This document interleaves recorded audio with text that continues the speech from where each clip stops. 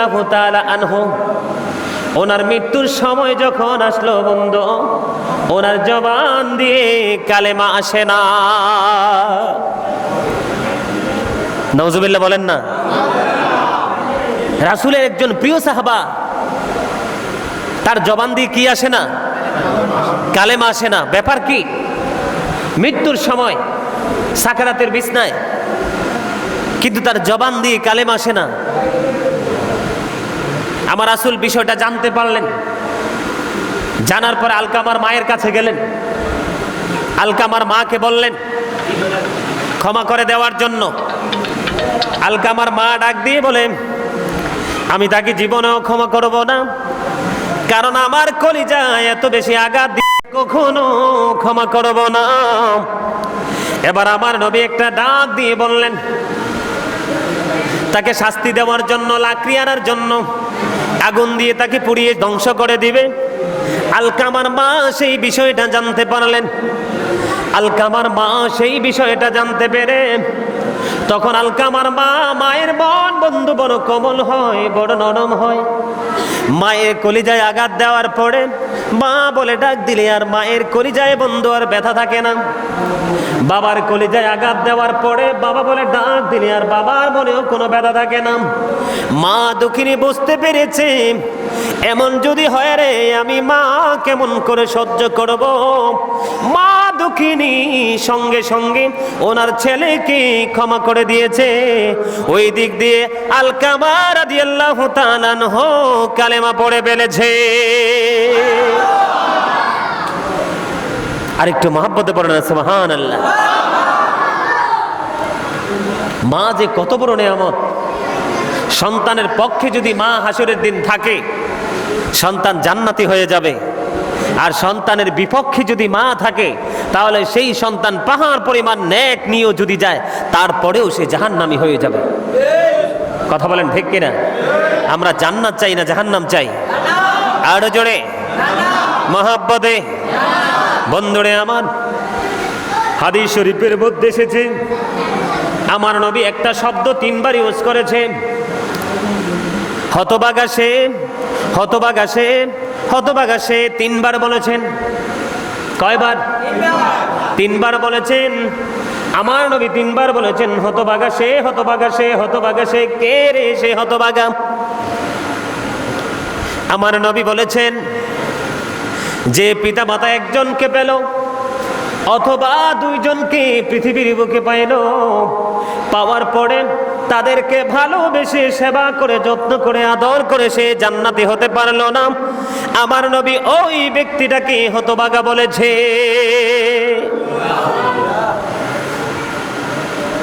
আমার নবীর পবিত্র জবান মোবারক দ্বারা তিনি বলেছেন সে হতভাগা। আপনার পিতামাতা, কারো মা আছে বাবা নাই, কারো বাবা আছে মা নাই, আবার কারো পিতামাতা দুজনই পৃথিবীর বুকে বেঁচে আছে, 2 জনকে পেয়েছে অথবা 1 জনকে পেয়েছে, কিন্তু তাদেরকে ভালোবেসে যথাযথভাবে সম্মান করে ইজ্জত করে সে কি করতে পারলো না? জান্নাতি হতে পারলো না। আমার নবী বলেছেন সুম্মা রাগিবা আনফুন, সুম্মা রাগিবা আনফুন, তাকে হতভাগা বলে আখ্যায়িত করেছেন। জোরে সরে বলেন না নাউজুবিল্লাহ। আর জোরে। সেই মা বাবা আজকের সমাজের কাছে বোঝা, আজকের সন্তানের কাছে বোঝা। তার একটা মাত্র কারণ, আমাদের দ্বীনের শিক্ষা, ধর্মীয় শিক্ষা না থাকার কারণে। ঠিক কিনা বলেন? আর জোরে বলেন ঠিক কিনা? হাদিস শরীফের মধ্যে এসেছে, paradise of the child under the feet of the mother, মায়ের পায়ের নিচেই সন্তানের জান্নাত। আওয়াজ তুলে বলেন সুবহানাল্লাহ। ইন্নাল জান্নাতা তাহতা আকদামিল উম্মাহাতিকুম, তোমাদের মায়ের পায়ের নিচেই তোমাদের জান্নাত। আর জোরে মহব্বতে। মা বাবাকে ভালোবাসা ফরজ, তাদেরকে কষ্ট দেওয়া হারাম। It is obligatory to love parents, পিতামাতাকে কষ্ট দেওয়া কি হারাম? জোরে সরে বলেন ঠিক কিনা? ইট ইজ হারাম টু হার্ট দেম, তাদেরকে কষ্ট দেওয়া হারাম, তাদেরকে ভালোবাসা সম্মান করা সন্তানের উপর ফরজ। আওয়াজ তুলে বলেন সুবহানাল্লাহ। আরো জোরে। We should Abhi our parents, আমাদের প্রত্যেকের উচিত আমাদের পিতামাতাকে মান্য করা। কথা বলেন ঠিক কিনা? আর জোরে মহাব্বতে। আরবি জিও তো বলতে পারেন, একটু জিকির করেন দেখি, পারেননি? সুবহানাল্লাহ ওয়া হামদুলিল্লাহ লা ইলাহা ইল্লাল্লাহ সুবহানাল্লাহ ওয়া হামদুলিল্লাহ লা ইলাহা ইল্লাল্লাহ লা ইলাহা ইল্লাল্লাহ লা ইলাহা নবী আমার নহরের ফুতুল জগৎ করলেন ও জালা। নবী আমার নহরের ফুতুল জগৎ করলেন ও জালা। রোজ হাসরে করবেন তিনি উম্মতের ফয়সালা। সুবহানাল্লাহ আলহামদুলিল্লাহ লা ইলাহা ইল্লাল্লাহ সুবহানাল্লাহ ওয়া হামদুলিল্লাহ লা ইলাহা ইল্লাল্লাহ লা ইলাহা ইল্লাল্লাহ লা ইলাহা আরশ কুরসি লৌহ কলম সৃষ্টি যাহার অসিলা। আরশ কুরসি লৌহ কলম সৃষ্টি যাহার অসিলা। নিচে আল্লাহ খুশি হইয়া নাম রাখলেন হাবিবুল্লাহ। সুবহানাল্লাহ লা ইলাহা ইল্লাল্লাহ সুবহানাল্লাহ ওয়া হামদুলিল্লাহ লা ইলাহা ইল্লাল্লাহ লা ইলাহা ইল্লাল্লাহ লা ইলাহা লা ইলাহা ইল্লাল্লাহ মুহাম্মাদুর রাসূলুল্লাহ সাল্লাল্লাহু আলাইহি ওয়াসাল্লাম। আপনাদের অনেকে এরকম মোট নিয়ে বসে রয়েছেন, মনে হয় যে কয়েক হাজার কোটি টাকার মালিক। এক আর দুই নাম্বার হচ্ছে মনে হয় যে এত শক্ত কেসি গেট লাগাইছেন বাড়ির দরজা, আজরাইল কোনো জীবনেও ঢুকতে পারতো না। আমার কাছে এইরকম গেট আপ সম্পন্ন মনে হয় অনেককেই। সম্মানিত উপস্থিতি, আপনি যতই গেট আপ নিয়ে এখানে বসবেন, কবরে যাওয়ার পরে আপনার গেট আপ আপনাকে বলবে ইউ সেট আপ। কথা বোঝেন নাই? তার মানে আপনি গেট আপ নিয়ে থাকতে থাকতে থাকতে থাকতে ইসলাম ধর্ম নিয়ে কোনো চর্চাই করেন নাই। কবরে যাওয়ার পরে আপনি একটা প্রশ্নের উত্তরও দিতে পারবেন না, আপনার জবানটা অটোমেটিকলি স্টপ হয়ে যাবে। ঠিক কিনা বলেন? এটাকেই বুঝাইছি সেটা আপনারা ভুলে গেলে চলবে না। মিনহা খলাকনাকুম ওয়া ফিহা নুঈদুকুম ওয়া মিনহা নুখরিজুকুম তারাতান উখরা। ঠিক কিনা বলেন? আর জোরে। যখন তোমার কেউ ছিল না তখন ছিলাম আমি, এখন তোমার সব হয়েছে পর হয়েছে আমি। যখন তোমার কেউ রবে না রব শুধু আমি, আমার কাছে আসতে হবে মনে রেখো তুমি। তোরা চাসনি কিছু, তোরা চাসনি কিছু কারো কাছে খোদার মদদ ছাড়া, অন্যের ওপর ভরসা ছেড়ে নিজের পায়ে দাঁড়া। ঠিক কিনা বলেন? নিজের পায়ে হাঁটতে মজা না লাঠি ভর দিয়ে হাঁটতে মজা? কথা বলেন। ধর্মীয় ওয়াজে ছাড়া দিব এখন, এই কারণে ছোটখাটো প্রোগ্রামে যাইতে নাই। আপনারা কি ভাত খাইয়াছেন না? বিরিয়ানি রেডি তো, আমি মোনাজাত দিলে দিয়ে দিব। বৈশা যেহেতু রয়েছেন, বসাটা একটু কাজে লাগান।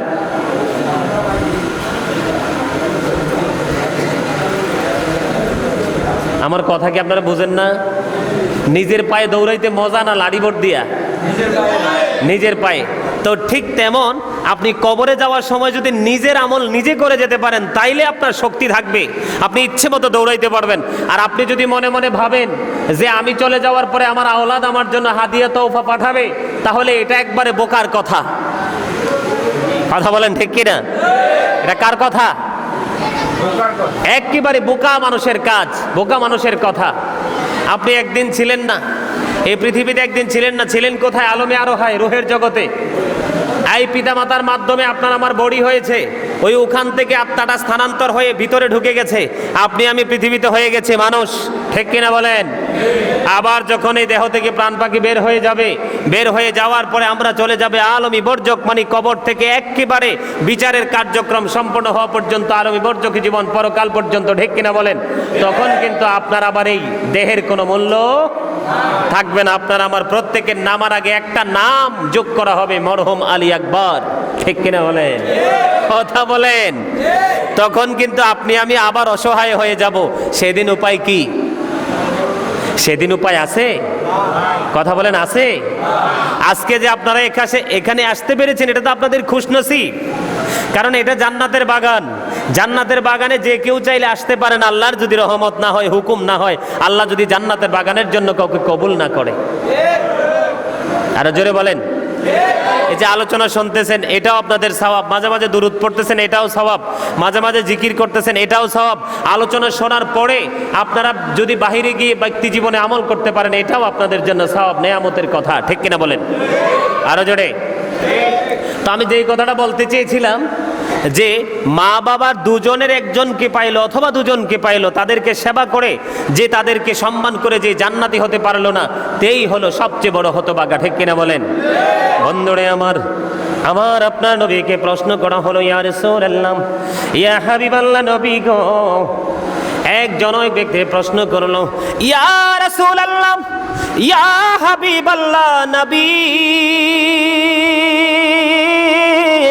নবী গো, আমি একটা জিনিস আপনার কাছ থেকে জানতে চাই গো নবী। সেই প্রশ্নটা হলো, আমার কাছ থেকে সবচেয়ে উত্তম আচরণ পাওয়ার সবচেয়ে বেশি হক কার আছে? আমার কাছ থেকে সবচেয়ে বেশি ভালো আচরণ কে পাবে গো নবী? এবার আমার নবী উত্তর দিয়ে দিয়েছেন, ক্বালা উম্মুকা, তোমার মা। আর জোরে বলেন না সুবহানাল্লাহ। আরে পৃথিবীর মানুষ, এই দুনিয়ার যুবকের দল, তোমরা জানো না, বিয়ের পরে তোমরা শাশুড়ি নিয়ে পাগল হয়ে যাও, শ্বশুরকে নিয়ে পাগল হয়ে যাও, শ্বশুর বাড়ির মানুষকে নিয়ে আনন্দ উল্লাসে তোমরা মেতে ওঠো। তোমরা জানো না, যুগে যুগে পৃথিবীর আবির্ভাবের পরে, পৃথিবীর জন্মের পরে যুগে যুগে যতগুলো আলেম ওলামায়ে পৃথিবীর বুকে ধরা দিয়েছে, কদম দিয়েছে, একটা আলেম আজ পর্যন্ত বলেনি যে শ্বশুর শাশুড়ির পায়ের নিচে মায়ের সন্তানের জান্নাত, ঠিক কিনা বলেন? জীবনে কেউ শুনেছেন? জীবনে কেউ শুনিনি। বলে হুজুর, শ্বশুর শাশুড়িকে কি ফেলে দিব? না না, তাদেরকে তাদের মতো করে সম্মান দিব, ইজ্জত দিব, কিন্তু মা বাবাকে ভুলে না। কথা বলেন, ঠিক কিনা?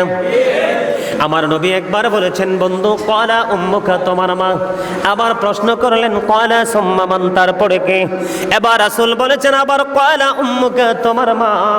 আবার প্রশ্ন করেছেন, ক্বালা সুম্মা মান, তারপরে কে? আমার নবী বলেছেন, ক্বালা উম্মুকা, তোমার মা। আবার প্রশ্ন করেছে, ইয়া রাসূলুল্লাহ, নবী, নবী গো, ক্বালা সুম্মা মান, তারপরে কে? নবী এবার বলেছেন, ক্বালা আবুকা, তোমার বাবা। আরেকটু মহব্বতে বলুন না সুবহানাল্লাহ। তিনবার বলেছে কার কথা? আরো জোরে বলেন, কার কথা? তিনবার বলেছে মায়ের কথা রে, একবার বলেছে বাবার কথা। বন্ধু, কোন সন্তান যদি একটা নজর মায়ের চেহারার দিকে মায়ার নজরে তাকায় রে, নবী বলেছেন তার আমল নামায় একটা হজের সওয়াব দেওয়া হবে। প্রশ্ন করা হলো, ইয়া রাসূলুল্লাহ, ইয়া হাবিবাল্লাহ, নবী গো, যদি মায়ের দিকে দৈনিক 100 বার মায়ের নজরে তাকানো হয়, আমার নবী উত্তর দিয়ে দিয়েছে, বন্ধু, যদি মায়ের দিকে 100 বার যদি বন্ধু মায়ার নজরে তাকানো হয় রে, আমার নবী বলেছেন ওই সন্তানের আমল নামায় 100 হজের সওয়াব দেওয়া হবে। আর জোরে বলেন না সুবহানাল্লাহ। তাহলে বন্ধু, কি বোঝা যায় রে? লক্ষ লক্ষ টাকা খরচ করে বন্ধু বাবা মক্কাতুল মুকাররমায় যাওয়ার দরকার নাই, মদিনাতুল মুনাওয়ারায় যাওয়ার কোনো দরকার নাই। মাকে ভালোবাসতে পারলে, বাবাকে ভালোবাসতে পারলে জান্নাতি হওয়া যাবে। কথা কি বুঝতে পেরেছেন? কথা কি বুঝে আসছে? কথা বুঝে আসছে? তাহলে এই মা বাবাকে ভালোবাসার দরকার আছে না নাই? আর যারা বলেন। এবার আসেন, বাবার কথা একবার বলে কি বাবাকে ফেলে দিব? বাবাকেও ফেলে দিব না। কারণ যদিও বাবার কথা একবার বলা হয়েছে বন্ধু, বাবার অবদান জীবনে কম না। আমার নবী আরো বলেছেন, যেই সন্তানের প্রতি বাবা অসন্তুষ্ট, অনেক সন্তান আছে না পৃথিবীর বুকে, বাবা সন্তানকে সহ্য করতে পারে না, বাবা অবাধ্য হয়ে আছে। আমার নবী বলেছেন, যেই সন্তানের উপর বাবা অবাধ্য, আল্লাহ নিজেও সেই সন্তানের উপর অবাধ্য। যেই সন্তানটাকে বাবা দেখতে পারে না, সেই সন্তানটাকে আল্লাহ রাব্বুল আলামিনও তাকে দেখতে পারে না। বাবাকেও কি করা যাবে না? অবহেলা করা যাবে না। মা বাবাকে দুজনকেই ভালো বাসতে হবে, যথাযথ সম্মান তাদেরকে করতে হবে। কারণ যখন সন্তান বড় হয়ে যায়, বাবা মা বৃদ্ধ হয়ে যায়, বাবা মা কিন্তু অসহায় হয়ে যায়। কথা বলেন ঠিক কিনা? আর জোরে মহাব্বতে। বন্ধুরা আমার, মায়ের প্রেমিক সন্তানের খবর মক্কাতুল মুকাররমা বাইতুল্লাহ শরীফের মধ্যে, বাইতুল্লাহ শরীফটাকে একজন মায়ের পাগল সন্তান মাকে কাঁধে করে 7 বছর পর্যন্ত খানায় কাবা তাওয়াফ করিয়েছেন। সুবহানাল্লাহ। কত বছর? 7 বছর পর্যন্ত মাকে একটা সন্তান কাঁধে করে খানায় কাবা চতুর্দিকে তাওয়াফ করিয়েছেন। 7 বছর পরে সাদিকুত তাইয়ার নামে এক আবেদকে প্রশ্ন করলো, আমি আমার মাকে আমার কাঁধে করে 7 বছর পর্যন্ত বাইতুল্লাহ শরীফ তাওয়াফ করিয়েছে, আপনি উত্তর দিয়ে দেন। আমি জানতে চাই আমার মায়ের দুধের ঋণ পরিশোধ হয়েছে কিনা। সুবহানাল্লাহ বলবেন না? আরো জোরে বলেন না। তখন ওই লোকটা উত্তর দিয়ে দিয়েছেন, 7 বছর তুমি তোমার মাকে কাঁধে করে খানায় কাবা তুমি তাওয়াফ করিয়েছো, ঘুরে ঘুরে দেখিয়েছো। তুমি যদি 50,000 বছর যদি তুমি হায়াত পাও রে, 50,000 বছর হায়াত পাওয়ার পরে যদি তুমি তোমার মাকে যদি এই কাঁধে করে খানায় কাবা তাওয়াফ করাও, তারপরেও একটা রাত্র জেনে ঝুম রজনীতে তুমি তোমার মায়ের স্তন চেপে ধরে দুধ পান করেছো, এই একটা রাত্রি দুধ স্তন পান করার ঋণ শোধ হবে না। আল্লাহু আকবার। কথা কি বুঝে আসছে? 50,000 বছর যদি তুমি কি পাও? হায়াত পাও। আর এই 50,000 বছর যদি তুমি তোমার মাকে কাঁধে করে খানায় কাবা তুমি তাওয়াফ করো, তারপরেও একটা রাত্রিতে যে দুধ পান করেছো, সেই একটা রাত্রের দুধ পানের ঋণ শোধ হবে না। আল্লাহু আকবার। সেই মাকে কষ্ট দিতে কি খারাপ লাগে না? কথা বলেন। আরে মিয়া, ব্যক্তিগতভাবে আমি বলি, সংসার জীবনে মানুষের অনেক কিছুই হয়, একেবারে হয় না যে কোনো কিছু এরকম না, ঠিক কিনা বলেন? মার যদি মুখটা মলিন দেখি, তখন কিন্তু আর এই জায়গাটা আর মানে না। এই জায়গাতে তুলপাড় শুরু হয়ে যায়। মায়ের চেহারা মলিন কেন? বিশ্বাস করেন, মা অসুস্থ হয়ে গিয়েছিল। আমার মা বলতেছে, আমি কুমিল্লার কোনো ডাক্তার দেখাবো না। আপনাদেরকে ছোট্ট করে বলছি বোঝানোর জন্য, যেটা আমার জীবনে প্র্যাকটিক্যাল, গত 2 বছর আগের কথা। কুমিল্লার কোনো ডাক্তারকে উনি দেখাবে না। ডাক্তারের কাছে পরীক্ষা করতেছে আর ওষুধ দিতেছে, ওষুধে কোনো রকমের কোনো প্রতিক্রিয়া নাই। ইনি এক পর্যায়ে আমাকে সাফ সাফ বলে দিয়েছে, কারণ আমার ভাইয়েরা কেউ দেশে নাই, সবাই বাইরে, একমাত্র আমিই দেশে। পরে আমি কি করলাম, কি করব, মাকে কোথায় নিব? পরে আপনারা চিনেন কিনা জানি না, ওই যে আমাদের দলিল লেখক সমিতির দপ্তর সম্পাদক, কুমিল্লা জেলার সেক্রেটারি মঞ্জু ভাই, ওনাকে ফোন দিলাম যে ভাই এই অবস্থা। তখন উনি আমাকে একটা নাম্বার দিল, ঢাকা স্কয়ার হসপিটালে যোগাযোগ করেন। পরে ছোট্ট একটা নাম্বার নিয়ে ঢাকা স্কয়ারে আমি যোগাযোগ করলাম। ওরা এখান থেকে, কুমিল্লা থেকে মায়ের ট্রিটমেন্টের জন্য ওখানে সিরিয়াল দিলাম, দেওয়ার পর ওখানে গেলাম। যাওয়ার পরে পরীক্ষা নিরীক্ষা করে সবকিছু করে ডাক্তার কি করলো, মাত্র 750 টাকার ওষুধ দিল। ওখান থেকে আসার পরে মা সুস্থ। আমার মনে হয় মায়ের সুস্থতা দেখে, হাসি মুখ দেখে আমার মতো খুশি মনে হয় সেদিন পৃথিবীতে আর কেউ ছিল না।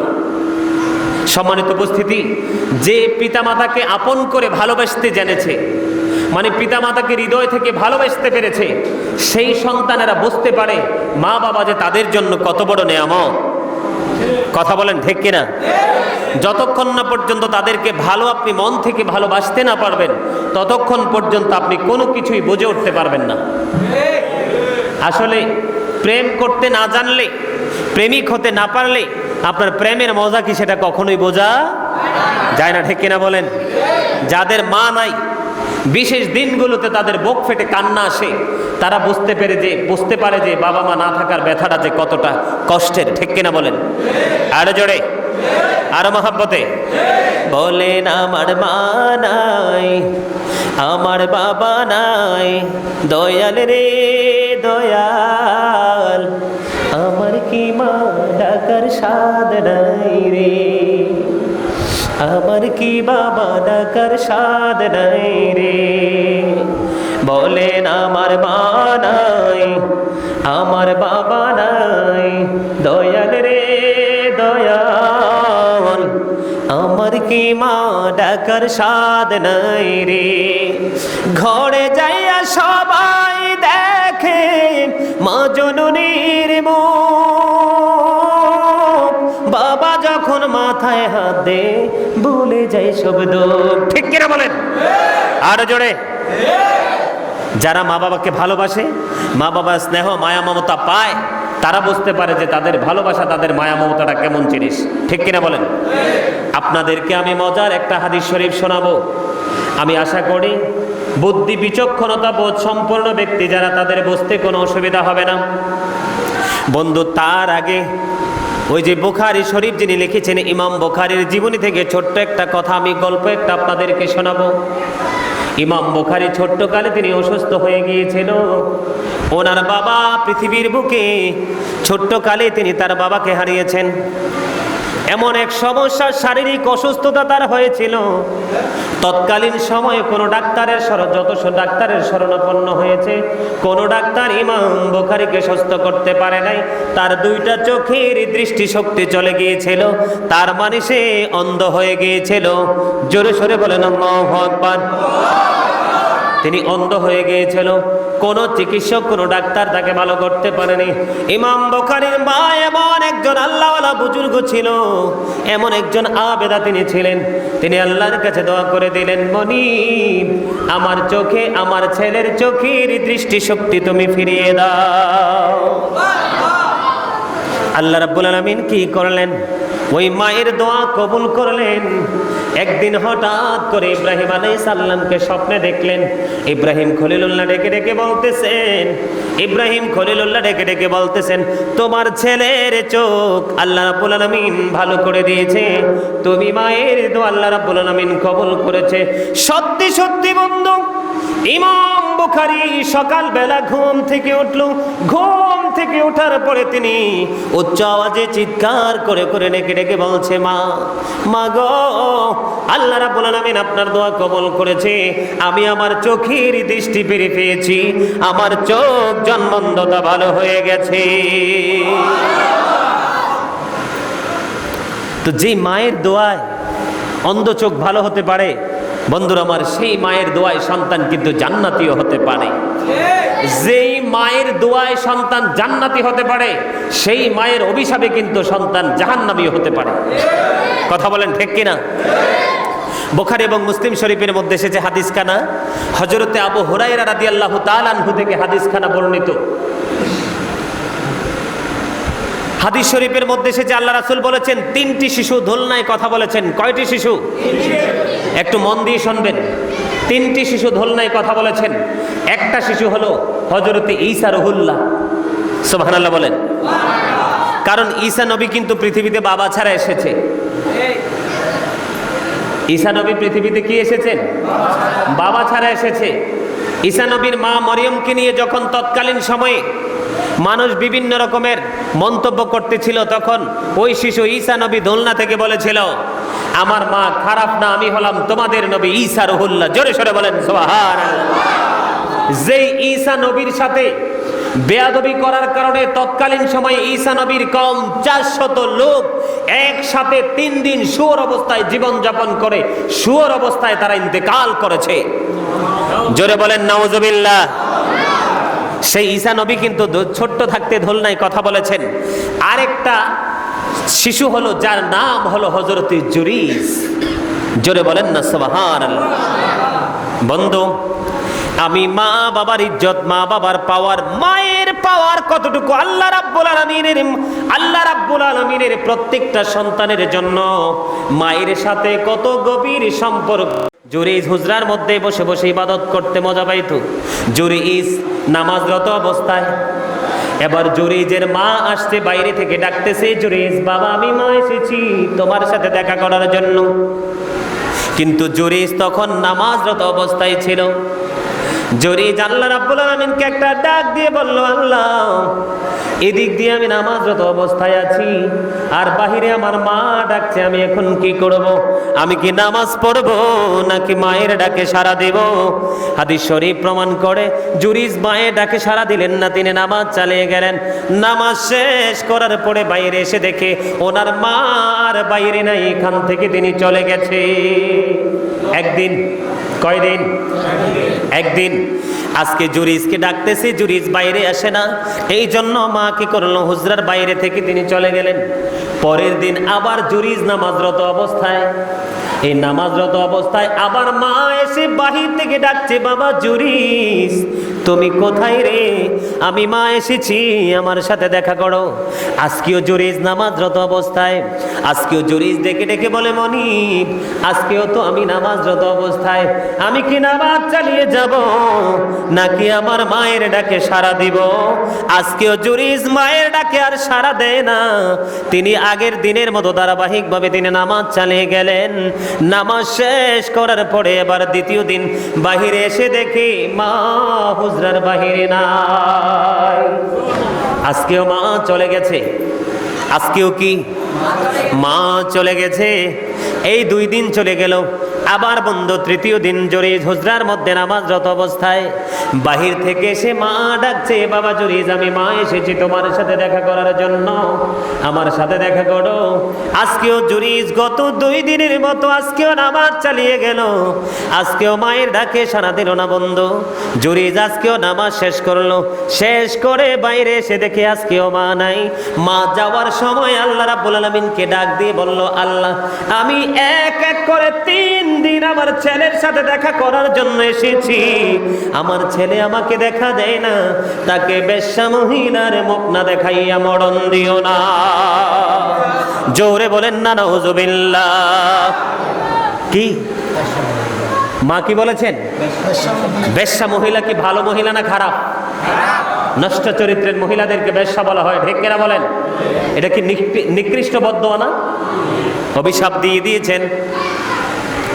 সন্তান কিন্তু মাকে গালিও দেয় নাই, মাকে বকাও দেয় নাই, সন্তান কিন্তু আল্লাহর গোলামিতে নিয়োজিত। এদিক দিয়ে মা বলে দিয়েছেন, বেশ্যা মহিলার মুখ না দেখাইয়া তাকে তুমি মরণ দিও না। আল্লাহ রাব্বুল আলামিন মায়ের দোয়া কবুল করে ফেলেছেন। মায়ের দোয়া কবুল হয়ে গেছে বন্ধু। জুরিজের হুজরার আশেপাশে হাদিস শরীফ প্রমাণ করেছে, এটা বাংলা বইয়ের গল্প না, হাদিস শরীফ প্রমাণ করতেছে বন্ধু। এই জুরিজের হুজরার আশেপাশে বেশ্যা মহিলা একটা বসবাস করত, যার কাজ ছিল বিবাহ ছাড়া পরপুরুষের সাথে মেলামেশা করা। জোরে জোরে বলেন নাউজুবিল্লাহ, আর জোরে বলেন না নাউজুবিল্লাহ। এবার বন্ধু মা যতদিন পর্যন্ত অভিশাপ দেয় না রে, মায়ের অভিশাপ দিতে দেরি রে। এবার ওই বেশ্যা মহিলা জুরিজের জন্য পাগল হয়ে গেছে, এমন পাগল হয়েছে জুরিজকে কাছে পাওয়ার জন্য বেশ্যা মহিলা মাতাল হয়ে গেছে। আমি কেমন করে জুরিজের সাথে আলিঙ্গন করব, মেলামেশা করব? জুরিজকে কত রকমের প্রলোভন দেখিয়েছে বন্ধু। আল্লাহওয়ালা জুরিজ প্রত্যেকটা প্রলোভনকে তিনি প্রত্যাখ্যান করেছে। আওয়াজ দিয়ে বলেন না সুবহানাল্লাহ। আল্লাহ বলা জুরিস কি করেছে? বেশ্যা মহিলার এই প্রস্তাবকে একদম বিকটভাবে প্রত্যাখ্যান করেছে। না, আমি তোমার এই প্রস্তাবে রাজি নই। ও বন্ধু, তিনি অন্য এক পুরুষের সাথে মেলামেশা করলো। জোরে সরে বলেন নাউজুবিল্লাহ, আর জোরে বলেন না নাউজুবিল্লাহ। অন্য এক মহিলার সাথে তিনি কি করলেন? মেলামেশা করলেন। বন্ধু, জমিনে দেখবেন ফসল আসলে লুকায় রাখা যায় না, ঠিক কিনা? গাছে যখন ফল ধরে ফলও কিন্তু লুকায় রাখা যায় না, ঠিক কিনা বলেন? তদ্রূপ বন্ধু, কোন মায়ের গর্ভে যখন সন্তান চলে আসে, ধীরে ধীরে মায়ের উদরে সন্তান বড় হতে থাকে। এই সন্তানকেও লুকিয়ে রাখা সম্ভব না। এবার বন্ধু, বেশ্যা মহিলার পেটের মধ্যে সন্তান ধীরে ধীরে বড় হলো। ধীরে ধীরে বড় হওয়ার পরে সময় যখন হলো, সন্তান প্রসব করলাম। সন্তান প্রসব হওয়ার পরে এবার ওই মহিলা মানুষের জেরার মুখে পড়লো। ওই মহিলাকে মানুষ প্রশ্ন করলো, তুমি সন্তান কোথায় পেয়েছো? ও বন্ধু, মায়ের অভিশাপ এমন কাল হয়ে দাঁড়িয়েছে রে বন্ধু, আল্লাহ না জুরিজের জীবনে। এবার মহিলা এক বাক্যে বলে দিয়েছে, আমি জুরিজের সাথে মেলামেশা করে বাচ্চা এনেছি। আওয়াজ দিয়ে বলেন না নাউজুবিল্লাহ।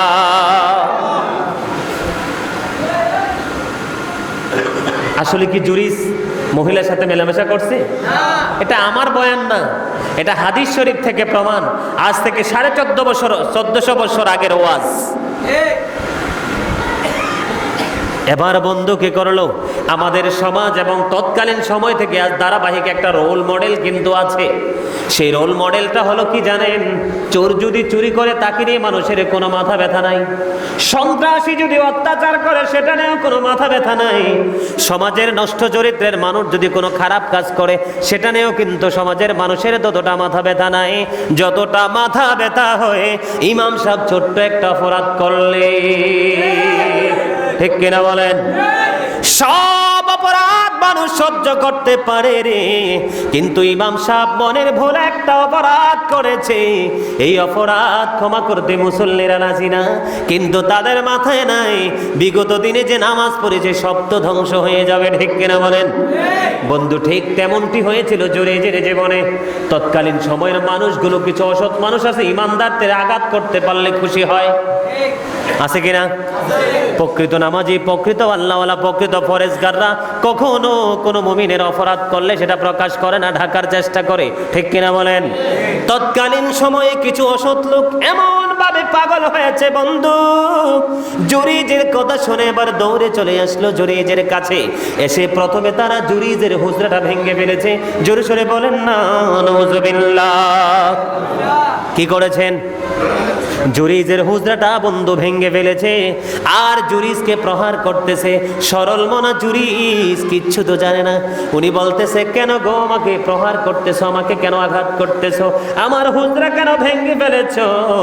এবার মানুষগুলো উত্তর দিয়ে দিয়েছে, এটা ভাঙার কারণ হলো তুমি বেশ্যা মহিলার সাথে অবৈধভাবে মেলামেশা করেছো। ওই বেশ্যা মহিলার গর্ভে তোমার সন্তান চলে এসেছে, এই জন্য জুরিজকে হুজরা ভেঙে টেনে হেসড়ে তার হুজরা থেকে বাইরে বের করে নিয়ে এসেছে। জোরে সরে বলেন না নাউজুবিল্লাহ। আরেকটু মহব্বতে বলুন নাউজুবিল্লাহ। বন্ধুরে আমার, এবার কি করলেন? জুরিজ এই অবস্থা দেখে আবার জুরিজ একটা ডাক দিয়ে বললেন, তোমরা কেউ আমাকে একটা ঘটি বানিয়ে দাও।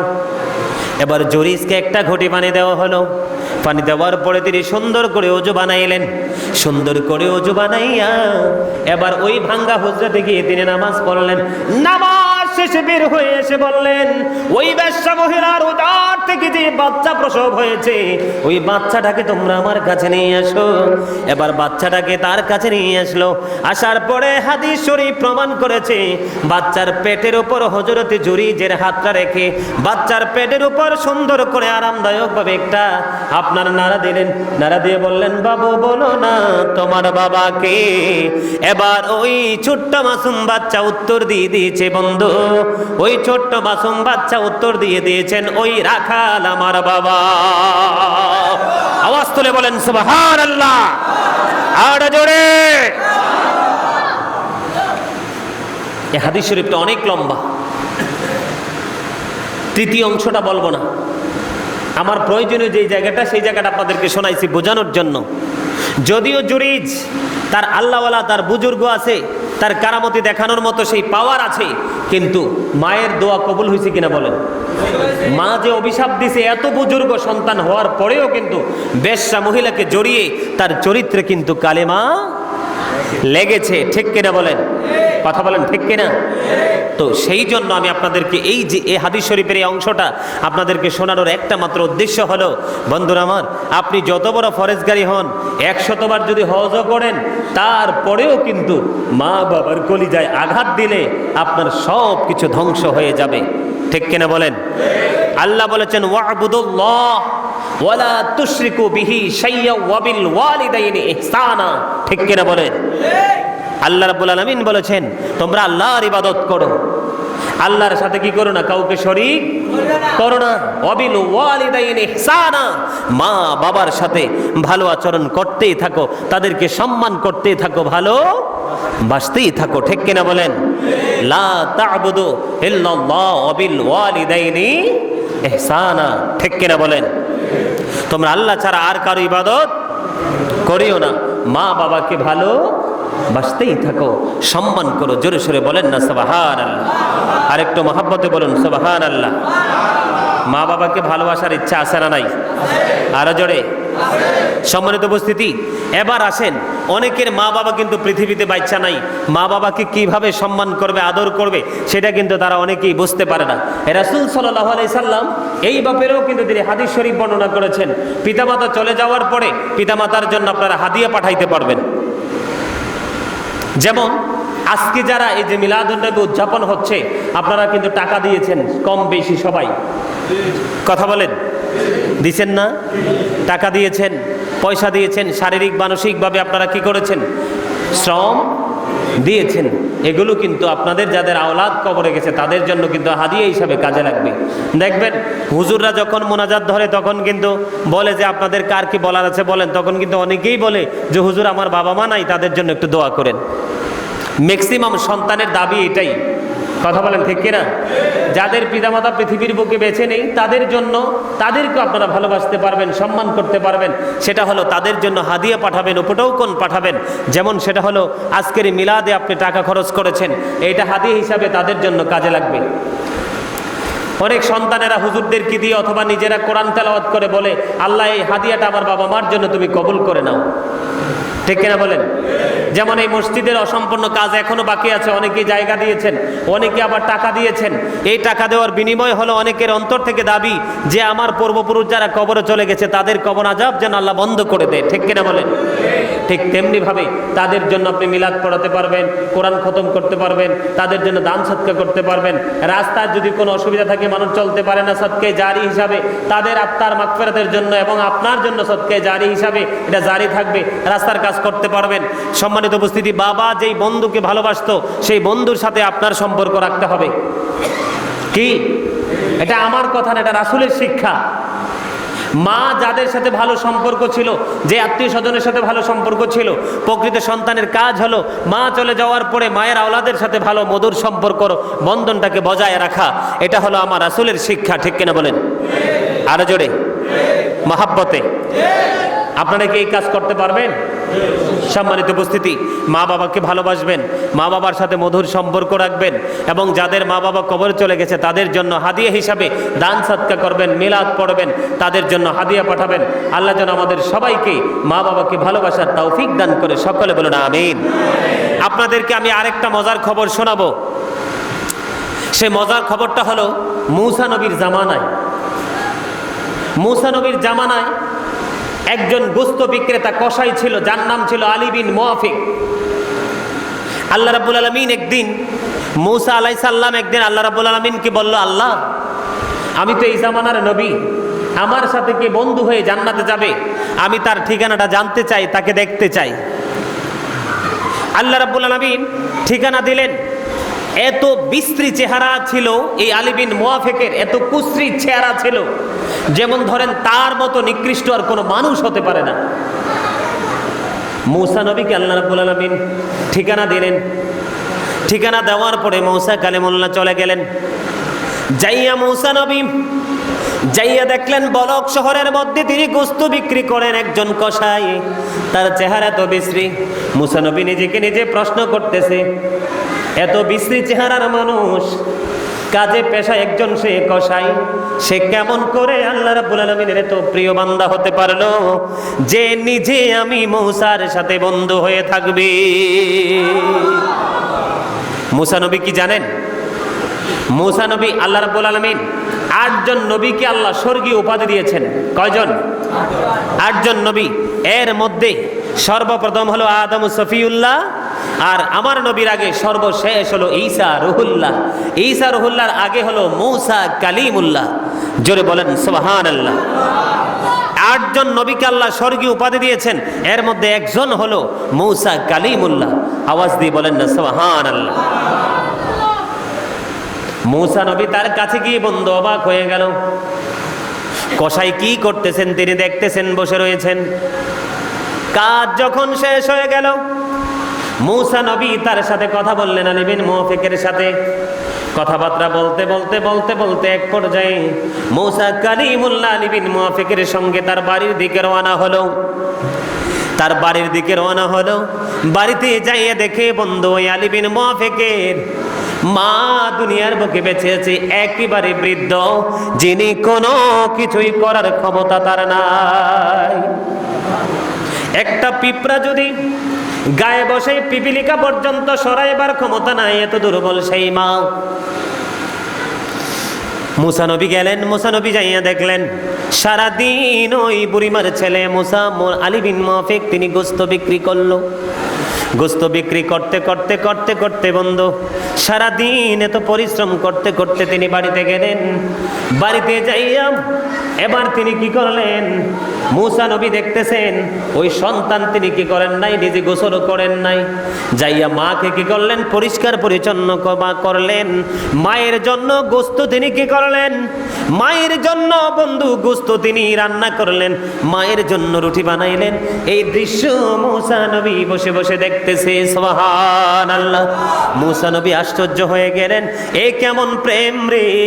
সারাটা দিন পরিশ্রম করলো, বাড়িতে এসেছে, ফ্রেশ হয় নাই, গোসল করে নাই, কিন্তু মায়ের জন্য তিনি খাবার জোগাড় করতেছেন, মায়ের জন্য খাবার রান্না করতেছে। এ কি অবর্ণনীয় ভালোবাসা মূসা নবী দেখতে পাইতেছেন বন্ধু। এই দৃশ্য দেখার পরে মূসা কালিমুল্লাহ বসে রইলেন। এবার ওই ছেলেটা মায়ের কাছে আসলেন, মাকে গোশত দিয়ে রুটি খাওয়াইলেন। মাকে একবারে পরিতৃপ্ত করে এবার সন্তান গোসল করতে গেলেন। চাইয়ে দেখে বৃদ্ধ মা আল্লাহ রাব্বুল আলামিনের দরবারে 2টা হাত তুলে বসে আছে। জোরে জোরে বলেন না সুবহানাল্লাহ। এবার বন্ধু আলী বিন মুওয়াফিক গোসল করে তিনি পবিত্র হয়ে আসলেন। আসার পরে এবার ওই বুড়িমাকে প্রশ্ন করলেন, বুড়িমা এতক্ষণ পর্যন্ত আপনি কে দোয়া করেছেন? এবার বুড়িমা উত্তর দিয়ে দিয়েছেন, আপনি কে গো? আপনার পরিচয় তো আমি জানি না, আপনি কে? আমি তো আপনাকে চিনি না। এবার ওই মূসা কালিমুল্লাহ ডাক দিয়ে বলল, আমি কে আপনি চিনেন না? আমি হলাম এই জামানার নবী মূসা কালিমুল্লাহ। এবার বন্ধু বুড়ি একটা ডাক দিয়া বলল, আমার ছেলে আমাকে এত বেশি ভালোবাসেন, এত বেশি মায়া করেন, আমি আমার ছেলের এই ভালোবাসায় মুগ্ধ হয়ে আমি সব সময় আল্লাহর কাছে প্রার্থনা করি, ওগো মনিব আমার ওই ছেলেটাকে আলী বিন মুওয়াফিককে মূসা নবীর বন্ধু বানাইয়া তুমি জান্নাতে রাখো। আর জোরে বলেন না সুবহানাল্লাহ। এবার বন্ধু মূসা কালিমুল্লাহ একটা ডাক দিয়ে বলল, ওগো বুড়িমা আল্লাহ রাব্বুল আলামিন আপনার দোয়া কবুল করেছে। আমি আল্লাহর কাছে দরখাস্ত করেছি, আল্লাহ আমার সাথে আমার উম্মতের মধ্যে কে গো জান্নাতি বন্ধু হয়ে থাকবে, আমি তার পরিচয় জানতে চাই। আল্লাহ রাব্বুল আলামিন আপনার ওই ছেলের ঠিকানা দিয়েছে। আল্লাহ রাব্বুল আলামিন আপনার দোয়াখানি কবুল করে নিয়েছে। জোরে বলেন না সুবহানাল্লাহ। আমার মনে হয় আমি আপনাদেরকে খুশি করতে পারি নাই আলোচনা দিয়ে। সম্মানিত উপস্থিতি, কারো হৃদয়ে যদি একটুখানি ভালোবাসা থাকে তাহলে কারো প্রতি আরেকটু ভালোবাসা জন্ম হয়, ঠিক কিনা বলেন? আর হৃদয়টা যদি একবারে দুধু মরুভূমির মতো থাকে, সেখানে ভালোবাসার বীজ বপন করা পৃথিবীর কারো পক্ষে সম্ভব না, একমাত্র আল্লাহ রাব্বুল আলামিন ছাড়া। কথা বলেন ঠিক কিনা? আরো জোরে